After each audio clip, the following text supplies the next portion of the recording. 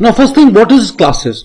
Classes creates a namespace where certain attributes, that is variables, and methods, that is functions, are kept. That is, the collection of functions and variables in one lot is known as a class. So what is the benefit of it?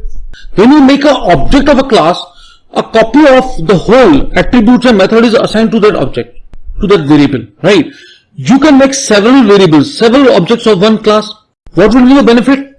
The changes made by any object to its attributes, that changes will not be seen to the attributes of another object.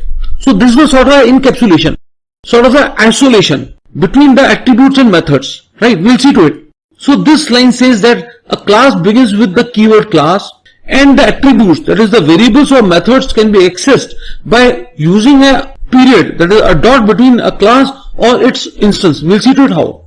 Now this is the simplest class without any function, but with two attributes. See, this is a class rect with two attributes, length and breadth, and their value is initialized to 8 and 5 respectively. These are basically class variables.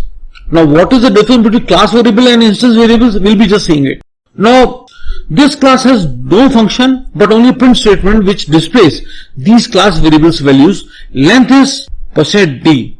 So control will jump out and will display the value of L, attribute of which class? Rect class. So by writing rect.l, the value of 8 will be displayed over here. Breadth is, the moment control will see %d, it will jump out and will substitute this %d with the value of rect.b, that is the value of the b attribute of rect class. So 5 will be displayed over here.